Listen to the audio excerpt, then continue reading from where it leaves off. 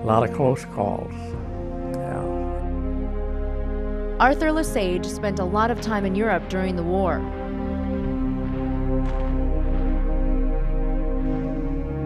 Now, it all started in 1938 when a 16-year-old farm boy from Morris enlisted in the National Guard. But that was a little money in the pocket in those days. See, the war wasn't on yet.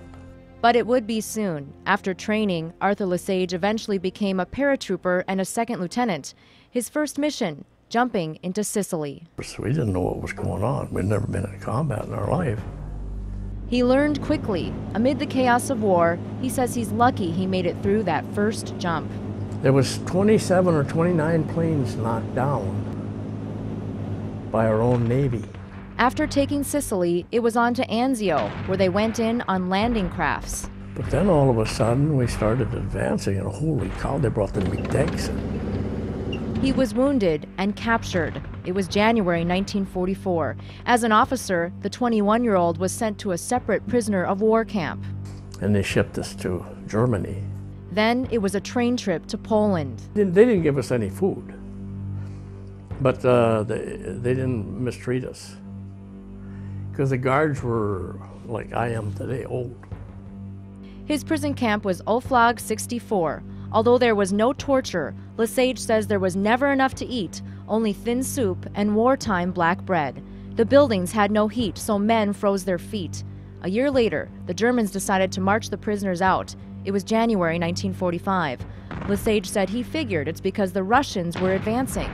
Along the way, the prisoners stayed in a community farm in Poland. They were to sleep on the ground in the middle of town. He teamed up with a buddy, Lieutenant Goman. Well, we both said we gotta get out of here, some way.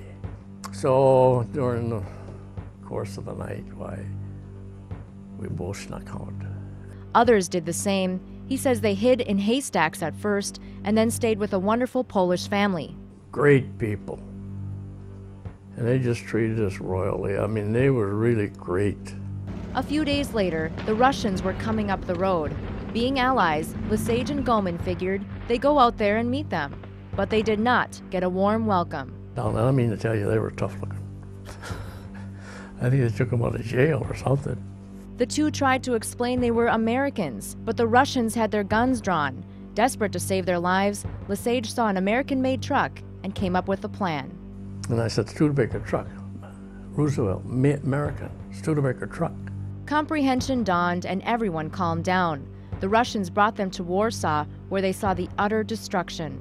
Again, they stayed with the Polish people for several months. One woman even gave him a keepsake. But I've kept that for many, many years. He considers himself one of the lucky ones. I know in Anzio that the captain was from MEDU.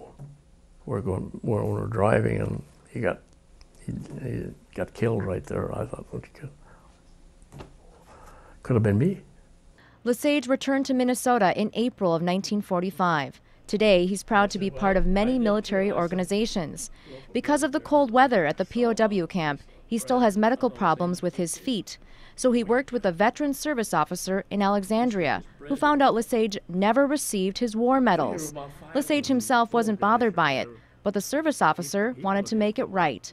With some legwork and help from the Army, the medals are now in the right hands. It's got a bronze star right in the middle there, see? LeSage says he's glad he has the medals, and he's been able to share more about his experiences with his children. I've told them more in the past month or two than I ever have in the years. He laughed with us at times, but even years later, there are some things best left in the past. Well, it took back a lot. I mean, it really brought memories.